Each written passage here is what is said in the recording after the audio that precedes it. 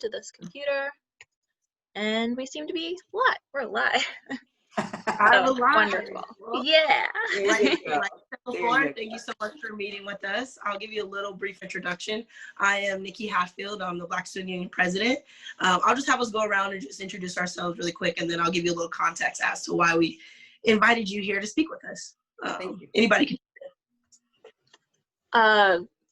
So starting introduction, I'm Trillia Hargrove. Okay, Trillia Hargrove. I'm a BSU member. And thank you for joining us. Do you want to go, Kier, if you wanted to say something? Yeah. Okay. So who's next? Well, I think that would be you, Anita. Yeah, I thought Nikki was going to give some context to this. Oh, if you just want to introduce yourself.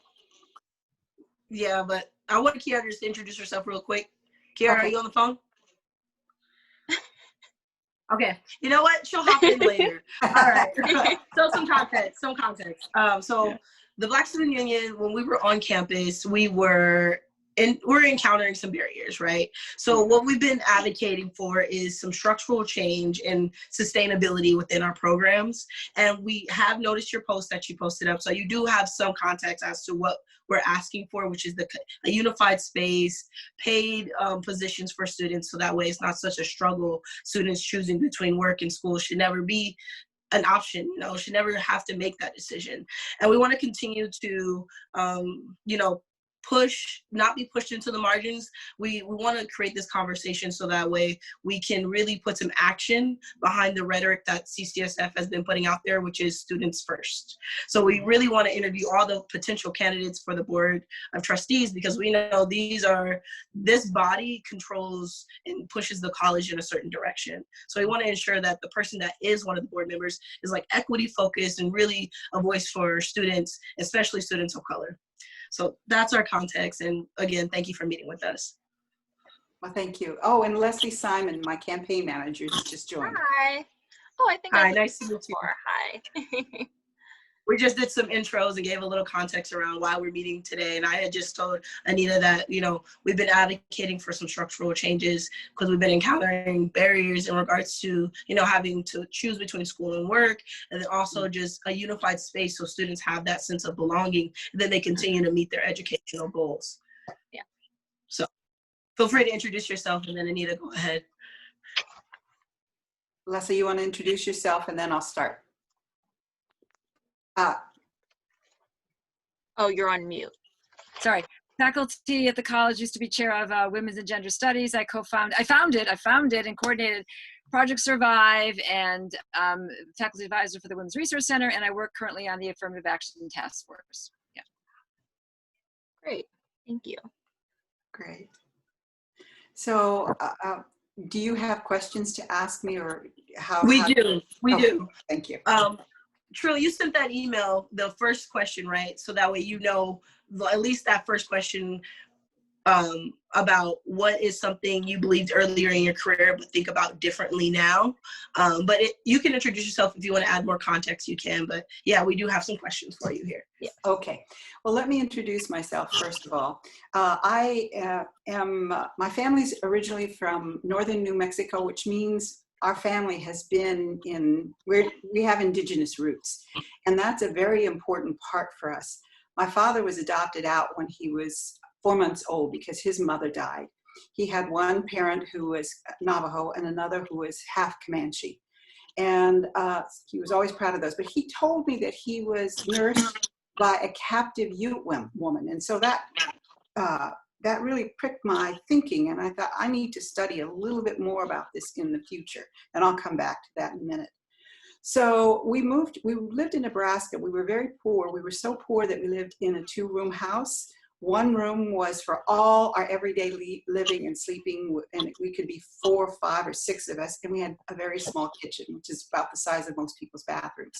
No indoor plumbing. So I grew up really poor. So I have a great deal of empathy for people who have to struggle to get everything that they need out of this life for themselves, for their parents, for their family, for everyone around them. And that's been one of the driving values that has been strong to me.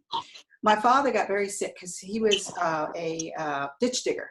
And so he had developed such bad arthritis in Nebraska, and because he worked in the snow, that he had to move to a warmer climate. We moved to California, and that opened the doors of higher education to me, because at that time, the community colleges in California were free. I went to San Joaquin Delta College, which is a junior college in Stockton, California, transferred from my junior college to San Francisco State. And here I am transferring with a bunch of my friends. There were 7 of us who transferred together. We were the original friends before there was friends. You know, the guys lived in one apartment, the girls lived in another apartment. So we had our own support group. That's why I recognize how important support groups are for students in the college environment. One of the things that was great about that is I transferred to state thinking, well, I'm going to major in history because I want to study about slavery in the Southwest, because it did exist. And what happened is people were not only enslaved, but they were tribalized. They were taken from their tribe, and the tribal identity was taken from them. But that was the start of the San Francisco State strike.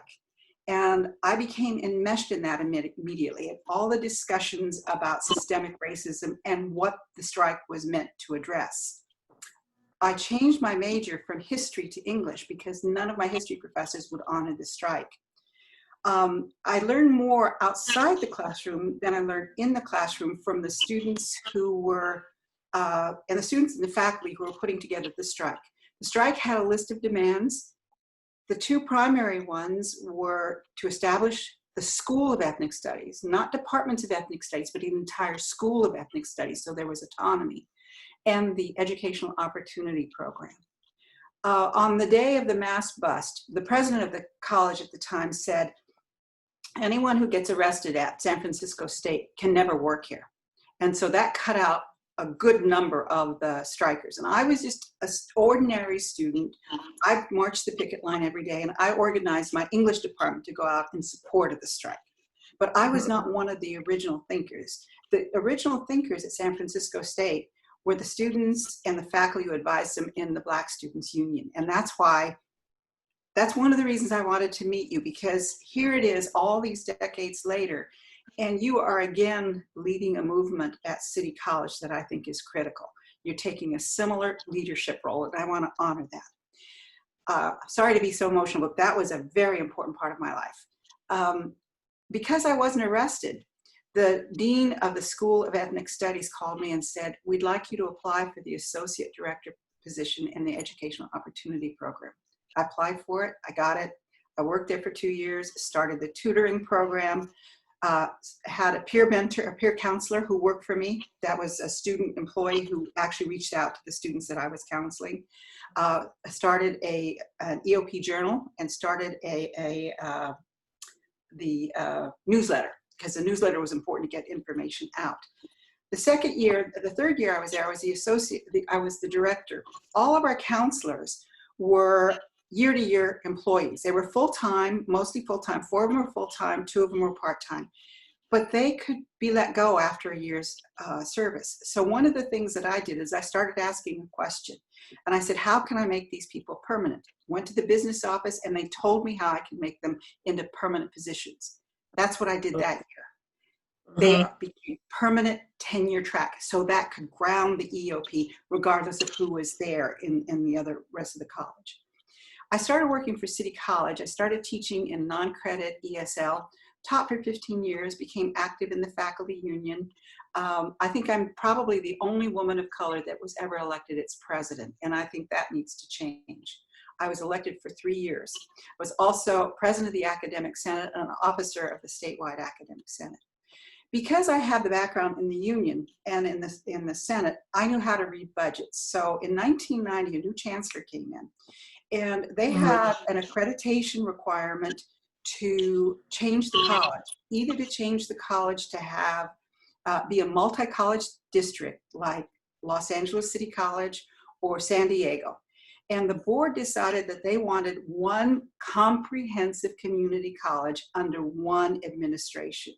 So I put together a team, and in 9 months, we managed to do that. We managed to pull everything together. We realized some savings, but we also realized that the bulk of our students in the credit program came from non-credit.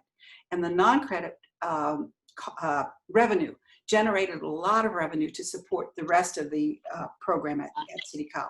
I started at Cal to go for a doctorate in educational leadership, concentrated on policy. Had to drop out just as I was reaching toward my dissertation stage because of a family emergency. But at the same time, I was working as the Dean of Students. And that was a wonderful job because when the Dean of Student Activities wasn't there, I stepped in to help out. That also let me meet a lot of students because I was not only the dean who, when you're on the dean's list, I was that dean. And so we'd have an award ceremony. We also put together a scholarship ceremony. We also put together graduation. I also oversaw student discipline, but I also heard student petitions and I advocated for students. So if students were having a difficulty here or there, they'd come to my office and I would help them go through what the official process was for a complaint. I'd also say to them, well, you know, if you're having difficulty over here, let me make a call for you and see if I can cut through some things for you. So that was my job there. I moved on to Skyline College as the Dean of Language Arts, worked there for a couple of years, and over to College of Marin as the Vice President of Student Learning. That was both student services and instruction. I came back at City College because I wanted to go out as a retiree. I wanted to retire as a teacher because teaching is my first love. Every place I go, I try to use some element of teaching in my job. The last semester, I hadn't planned on retiring right then, but that last semester I was evaluated by my peers, by faculty and by students, and I got really good evaluation. I said, this is my time to go out on top. And if I retire, maybe that opens a job up for someone else to take a step back into my position. Little did I know that the budget was such that they were not going to fill my position. Otherwise, I might have stayed teaching for a while. What happened is, and this is where we get to your question, what did I believe earlier in my career, but something in my career transformed me to think about it differently? Well, earlier in my career, I thought, you know, once I retire, I'm going to fulfill some obligations to my family. And I might see some City College colleagues, but I won't see them very much. And I certainly never thought about running for the Board of Trustees. So what happened is post-retirement, when I saw what was going on at City College and people started talking to me about running for the board, I finally decided in 2018, 2019, and the first place I announced was at the Ethnic Studies Teach-In in celebrating Black History Month. And that was the time that it was that particular event that cemented in my mind that I was going to run. Because I was invited to talk about what the strike was about at San Francisco State. And as I was talking to the students, I said, you know, I've run many laps in this relay marathon race, and I'm going to hand the baton on to you. And I thought for a minute, wait a minute, there's one more thing that I can do that the students are not poised to do. I can run for the board. So that's where I announced that I was going to run for the Board of Trustees. And that's the thing that changed for me. I never thought in a million years I would run. This is the only office I will run for, and I'm running for it at this particular time because this is a critical point. We've cut so much out of the instructional budget that the college can continue on a downward trajectory into becoming not a comprehensive community college, but a junior college like the one I went to.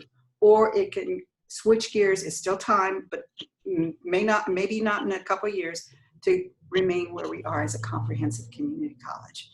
And I advocate strongly for the comprehensive community college because I think the part that is the non-credit part, which is the comprehensive part, as well as all of the other things, that part generates a lot of funding that we can use for the rest of our instructional programs and our student services programs. And so there's a practical reason for that. So I've answered the first question, I think. Do you have another question for me? Yes. Before I let Trillia answer our second question, that's extremely impressive. And thank you for it so thoughtfully. I jotted down some notes. So yeah, go ahead, Trill. Thank you. So was there another question for me? Yes, and just to give, just for the rest of the meeting, we have about 10 questions that we've written out, and I think it may have been a little unclear on the, yeah, it was probably unclear on the scheduling, but we're probably going to have a full stop at 4. So just giving you a heads up, but thank you for answering that so thoughtfully, and it really, yeah, it was really good, thank you. And so for the second question, let me just find it. Do you have a which we know is true? Yes, you do. But sorry, Tro, go ahead. What? I know the question. Like, oh, it's a yes. I'm gonna say yes. But go ahead. Yeah. I mean, I think from your introduction, we can tell that you do have a background in educational equity, but that was the second question. If you want to talk like specifically about that just for a little bit, and we're probably going to do around like 5 minutes for each question or something. Okay. Well, this one, I'll limit it to City College because I've always brought equity to whatever college I'm working at. At City College, one of the programs that I'm proudest of is it started out as the African American Retention Program, and it's now called the African American Scholastic Program. When I was Vice Chancellor of Instruction, I got a notice that the Chancellor's Office in Sacramento was interested in funding some programs that would improve high school dropout and college attendance going for African American males. And so when I got this notice, I sent it around to some of the African American faculty and staff, some of the Black faculty and staff that I knew. Dr. Augustine answered, and he submitted a proposal to the Chancellor's Office. The Chancellor's Office in Sacramento did not fund it. So I went to the Chancellor here in San Francisco and I said, if I can find the money, if I can find the classes, can we start the program? And he said yes. So Dr. Augustine designed the program. I talked to the department chairs. We started the program. It was a very small program, and it was, again, designed to stop dropout. And what we learned from that was that the students who were in danger of dropping out, a lot of them were dropping out because they were bored. They were not academically challenged. And what I also brought to that was the knowledge that I had from working in EOP. When we worked in EOP, we had, for our EOP students, we gave them an English class because we knew they needed writing skills. We gave them a psychology class with a teacher of color so that they would learn more about themselves personally, and we required them to take ethnic studies so they learned about the community. And so that's what we kind of modeled that curriculum on. That went on to inspire the Latino retention program, and again, I look for funds for that. I supervised those programs for a while in my office, and that kind of leads to something that you wrote in your mission statement where you talk about reaching out to the high schools. That was a very successful program because we actually brought the students on campus after the end of the school day. We thought it was important for them to be on a college campus because they'd start seeing themselves differently. One of the students is now a counselor in the African American Scholastic Program, and I'm very proud of her. And one of the people who was key to that program is still there, Robert Clark. So you can talk to him a little bit about that history. So those are two programs I'm particularly proud of, just because of where the people have gone and how they've kept that program functioning. Wow. Okay, that's a lot of history there. That's a lot of history there. Thank you. Great answer. Yeah. So going into our third question, what is your strategy to rectify the harm in education in regards to Black students currently? Context, we're talking about bad policy, underrepresentation, and underfunded programs. Well, I think that you have already identified the strategy. I think that we need to look at what your goals are. And I think my strategy as a board member will be to advocate for these and to say to the chancellor, if we are really about Black and brown students, the students have already told us what they need. We need to find a way to fund this within the budget. And it needs to be permanent funding, not funding that we grab from here or there. That was a strategy. Remember I talked about EOP, I made those positions permanent. And then when we founded the African American Retention Program, we made those funds permanent because if they're temporary funds, they can go away right away. So I think this is an excellent strategy. I've endorsed the CCSF collective and these goals. And I've asked Jess and Wen to put something on my Instagram so that, because the people who read that more than anyone else are the other people who are running for office. And I want them to read that, and I want them to be committed to that as well. And I want the broader community to be committed to that as well. So finding funding for that that's permanent.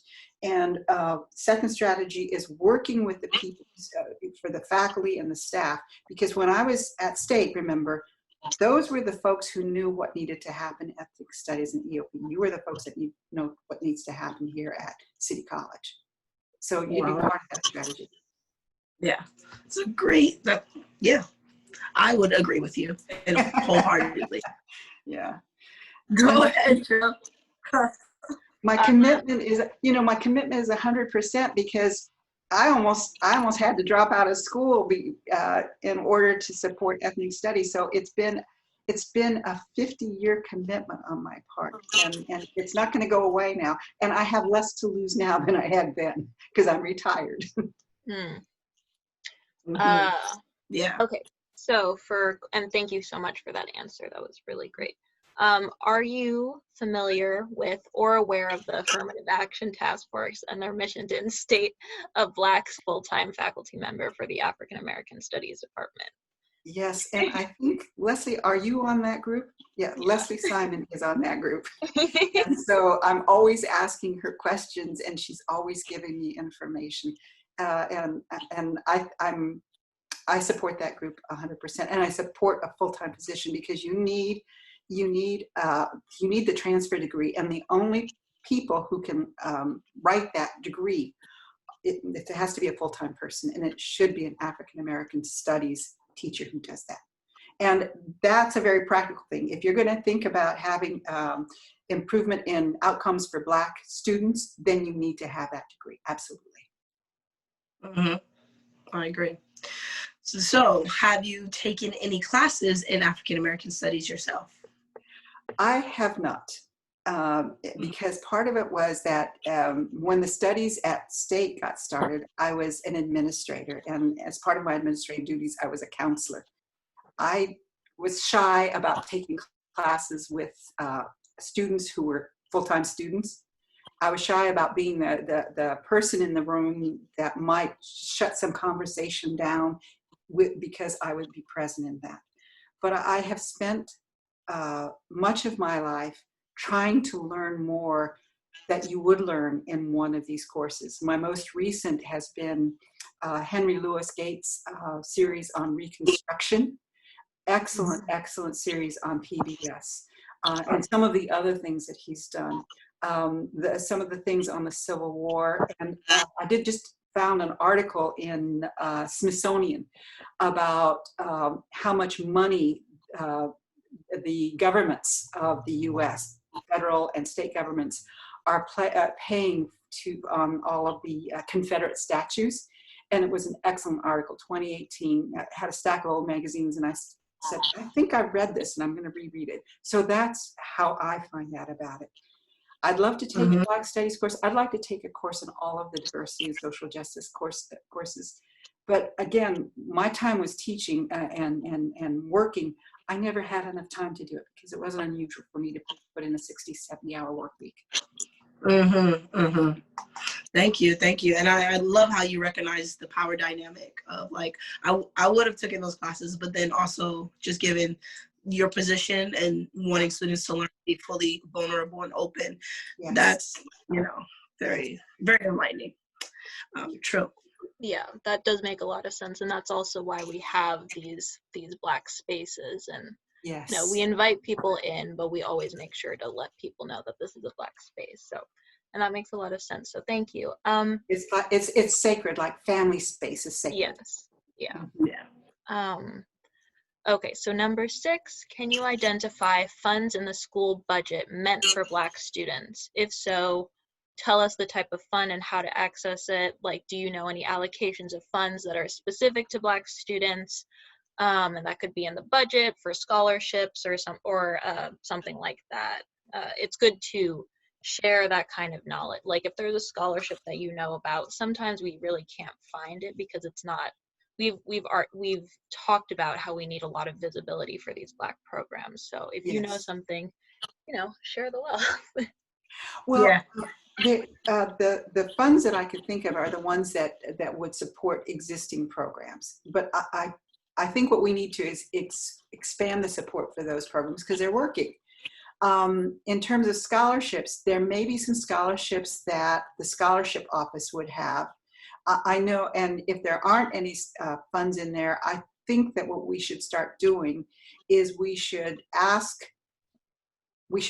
people if there's a way that we can raise money to establish scholarships within the city college scholarship offices, or specifically for Black students. I think there may be a way of doing that. It might be through the foundation. Who knows? I think that's one of the ways. One of the scholarships that I used to work with, I used to read scholarships as a volunteer on Saturday or Sunday while I was working. One of them was the Millennial Scholarship by the Bill and Melinda Gates Foundation. I don't know if it's still in existence, but that was a fairly substantial scholarship. I think just doing a scholarship search would be important. And that's one reason that you also need an advisor for the space that you're talking about, because that person, when that person is not busy supervising the space and can do some of that kind of research. I think that would be very important, and I would be very much supportive of that. You've made me think about something, and I'm going to start looking some of this up, and if I find anything, I'll send it to you. But I don't think there's anything specifically in this budget other than the small amounts that are dedicated to those programs. I think that if we do get money from, as part of what the mayor is suggesting that we need to have in terms of reparations from defund the police, I think that City College needs to go say, we need to have some of that funding for City College for our these kinds of, to fulfill all of these right here. And one of the things that, because I don't work for the city of San Francisco, I have there's no limitation on what I can do to lobby. I can go and lobby the mayor, I can go and lobby every supervisor, and I'll take people with me to lobby. If you work for the city, there are some limitations on what you can do and when you can do it, but I don't have those limitations. And I'm willing to do that. It's an important thing for me, very important. Yeah.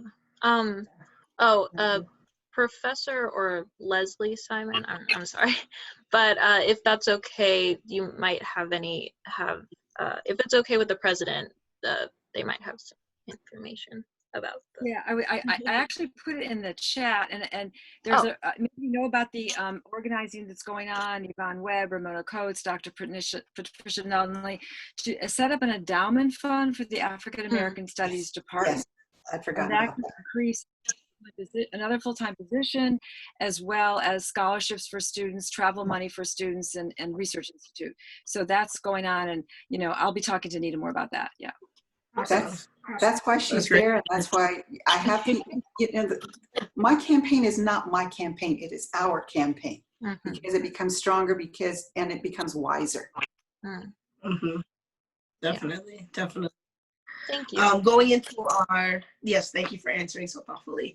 Going into our question 7, can you tell us how much money is in the budget reserves, and would you use this money to support Black students, and if so, how? Okay, I think I was doing research for one of the questionnaires.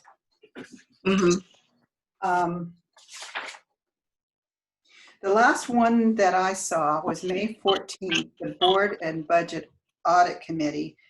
The ending reserve balance was $8,338,000. And I would not use that money because I want permanent money for these. Unless this money can be converted into permanent money, I think I'd have trepidation. I think we need to find it within the budget. But if there is going to be a kind of hold harmless for all of the community colleges, because everybody's going to have to be dipping into their reserves, if we can take some money from the reserves and set it aside so it's permanent money, there's not a revenue stream, but at least that amount of money can be set aside maybe for one-time costs like finding the space and setting up the furniture and buying some of the equipment, those are kind of one-time costs. Salaries are not one-time costs. I would be very supportive of that. So I'm willing to look at everything. Okay, that's awesome to hear. Go ahead, Jill. All right, okay, that was number 8. Some of these questions might be echoing some of the things I know you've already kind of shared. Yeah. We do realize that. Yeah, so what is your, that would be kind of this one. What is your strategy in regards to the Black Student Union demands? Actually, I do have a slide. That was a comprehensive. I love that you haven't printed it out. Like right there. I must find this. Oh, please load. And I'm going to share the screen. Let me, if you want to start talking, it's mostly for the people who are not, because this is going to be recorded. So Great. Well, one thing I forgot to add in terms of funding, I wrote to the chancellor recently because there is the funding for non-credit instruction. If the classes fall into a certain category, it's almost the same as credit. And so I wrote to the chancellor to ask him if City College was receiving funding for those kinds of classes. And what I was trying to imply is that if we're not, we should be receiving, we should be claiming it, and that might be a source of additional funds. And then we could call on those funds because nobody's claimed them. So, you know, always thinking. Okay. Oh, here's your slide. It popped up? Well, here it is, yeah. Next one.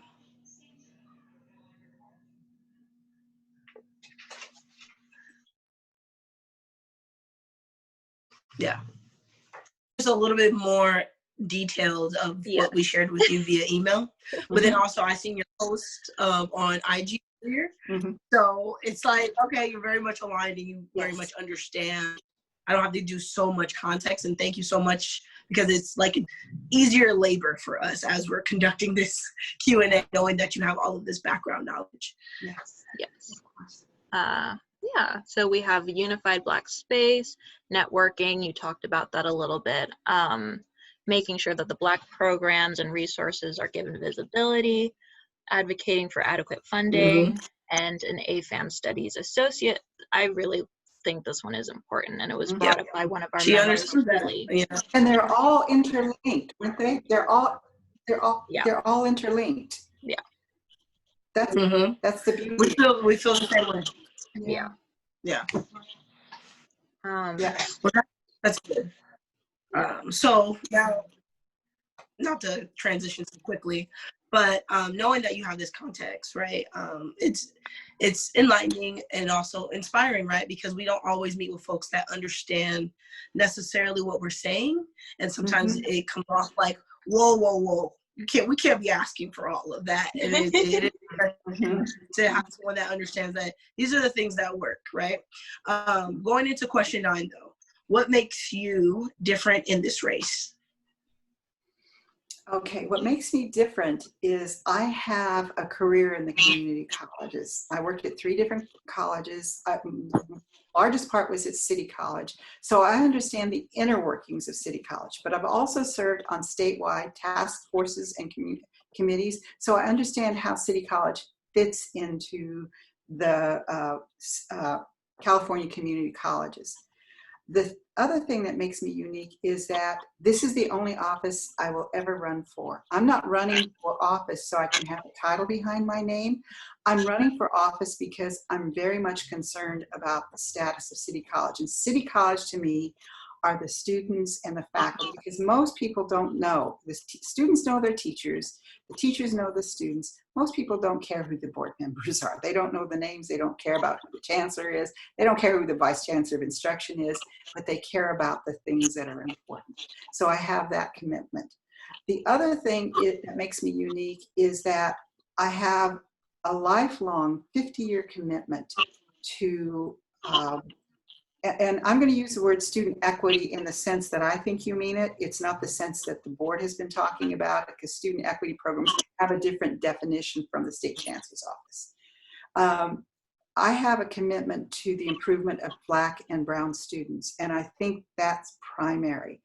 I don't have, and I know the questions to ask. For example, when I wrote to Chancellor Verdeen, I knew about the differences in the funding formula. And so I know which questions to ask. So if something comes up, and I'm willing to do the homework, if something comes up in a board agenda item and I don't agree with it, I know how to pull it off of the consent agenda and say, we need to talk about this because this is important. I'm also committed to having more transparent board meetings. I think that 1-minute comments are not long enough, and I'm committed to, if the board has to have 2 meetings a month instead of 1 to get all of our business done, we need to do that. The other board members may not agree with me, but that's something that I would advocate for. And in terms of, I was thinking about how to make this more visible. One of the things that I would ask the chancellor, and we supervise the chancellor, is if I'm elected, I would suggest, you know what, we should probably have either a webinar or a hearing or a study session, I don't care what we call it, to have these goals discussed.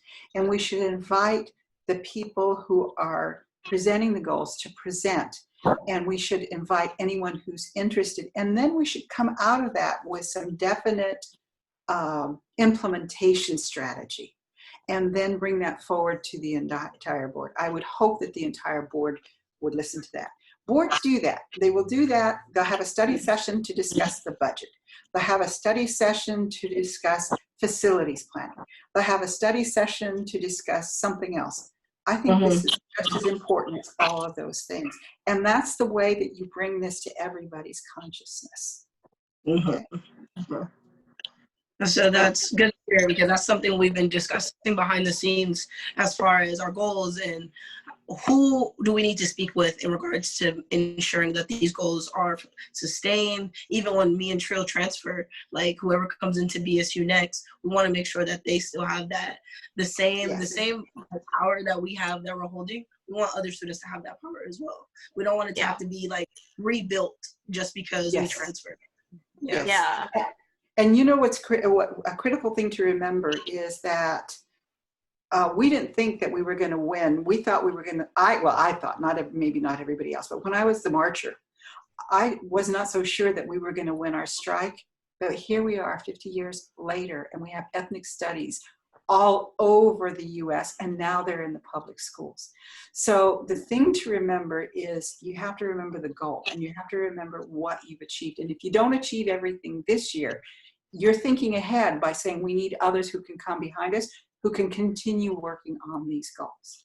It really has to be, it's a multi-generational, not just in terms of generations, 20-year generation, but student generations. So if you're a generation here that's here for 3 years, and another one comes behind you, so there's overlap, and then another one, and another one, and another one, you scaffold, and that's how you get your goals. And the other key people there are the people who are the professionals who support you, the faculty, the staff who support you. And they may not all be in AFAM studies, they may not all be working in one of the resource centers, but work with your allies and work with the community. I mean, the community was so important for us to win the strike. And the teachers union at state was important because they were the ones who protected us from the cops on horses swinging batons at us to drive our strike off campus. So your allies will be very important. And you have a wonderful facility at communicating via social network to get the word out. Thank you. Yeah, thank you. So for our last question, again, this may seem a little repetitive, but how are you committed to helping the African American Studies Department? Totally, 100%. You know, I invested too much of my life in this. It's not just that I'm committed because it's the right thing to do, but you know how you feel the commitment in your gut that if I don't do this, I'm not being true to myself. That's my commitment. Yeah. That's my commitment. It's 100%. And Definitely. even if we have a, you know, even if some of the things that I would advocate for on the board don't get done, I'm going to keep advocating for them. You just have to keep asking, and I'm very persistent in that way. Yeah. Just to clarify, it was how rather than how. Are you committed? Rather than how you are committed. How I'm committed. It's Yeah. by doing everything I can. I will Okay. do everything I can. If you saw on the IG, I asked Jess to put some material up there, and she has. Yeah, and that's important because that way I want to use my social media while I'm campaigning to bring these issues out to the public. And that's how committed I am. Yeah. And you may 150%. Yeah, and you actually may be one of the only candidates that has published. I don't want to misspeak, but you may be one of our only candidates for Board of Trustees that have posted our demands. Good. I have to fact check that, but I'm pretty sure you may be one of the only people to do so. So just know that whoever does it after, you started a trend. That's my intent, because I want people to sign on, because once they sign on, then you can say, well, what happened to this over here? What happened to that over there? That's my yeah. And so it's not just lip service, you know. And one thing I'm really getting out of this conversation is that, you know, equity is a constant struggle when you go over your career and your profession, and how you know, from the strikers all the way at SF States till now. It's inspiring to know that you've stayed committed and throughout all these years, you know, because I would understand it can be heavy. Just me doing it for it's been a few months of me trying to host this space with Trill. I'm like, oh my gosh, how do you carry this? How do you? I guess that's an unofficial question, but how has it been carrying the struggle of fighting for equity? You gain strength from your comrades in the struggle. You gain strength from one another. You gain strength from your allies. You gain strength by, even when you have a setback, you look at what you've already achieved. You gain strength from thinking of the future generation. It's all around you. You just have to pull from that. And there will be times when, I remember one time when I was teaching an EOP English course, because that was one of the first things that I did. I walked in and I saw the coordinator and I said, gosh, Jeff, why does everything have to be so political? And he was Chinese American. He looked me straight in the eye and he says, you were political because you were born. Yeah. Think about that. You had no choice. You were political because you were born. I hear that. Yeah. So that's been one of my guiding lights. And I also take strength from hearing about other people. When I read about how John Lewis maintained an open heart, that's very important. Despite being beat, he maintained an open heart. I gained strength from people like Nelson Mandela. For me, the strength I gained from him is his community was colonized the same way my community was colonized. And so when you see people who can survive all of those things and you think about them, especially when you're low, and I gain strength also from just laughing at some of the absurdity. You know that people are struggling against you so much because you're on the verge of winning. I'll also tell you what I gained strength from. I gained strength from all of the marches. I've been out on a couple of them. And what made me feel so good, and Leslie, you probably remember this also, what makes me feel so good is that the people who are marching on the strike are much more diverse in all kinds of ways, not just ethnicity, but age. Just everything is different. It's like there's more support there, and that you just have to see that to make you have strength. Yeah. Awesome. Well, thank you so much. That concludes our questions for our Q&A session. We will be dispersing this information amongst our group and all of our fellow peers. Our intention is to interview with every potential Board of Trustee member and get that information, give it to the students and say, this is what they stand for. This is what they've committed to via our conversation, and this is how we'll hold them accountable. Now make an informed decision, right? We're doing our best not to say, vote this way or vote that way, but here are people we talk to. Now you make your informed decision. Yeah. You know, so thank you so much for meeting with us. And Trill, if there's anything you'd like to add. No, I think you said it really well. That was a great way of putting it, Nikki. And thank you so much, Anita, and also Leslie and Kier and everybody who helped us make this happen. Yeah, it was really great to talk to you. Thank you. And if I may want to say one more thing, it's important for everybody to vote. Too many people struggle to get the vote. Yeah. The Native American community was not granted the right to vote until 1924, but each state had to ratify that. Utah was the last state to ratify that. Native Americans could not vote until 1962 or 63 in Utah. That's how long Native Americans were disenfranchised. And if people fought for this right for us, we can't let them down. We have to exercise our right to vote. We have to do that. I echo that. Yeah. Thank you very much. Awesome. I've enjoyed talking with you. If you, I'm also open to questions and concerns. And if you see me going the wrong direction, I'm also open to that. Please contact me or call me. Thank you so much. That means a lot. I will. Kind of accountability is what we need. Of course. Thank you very much. Yeah, I'm really, man.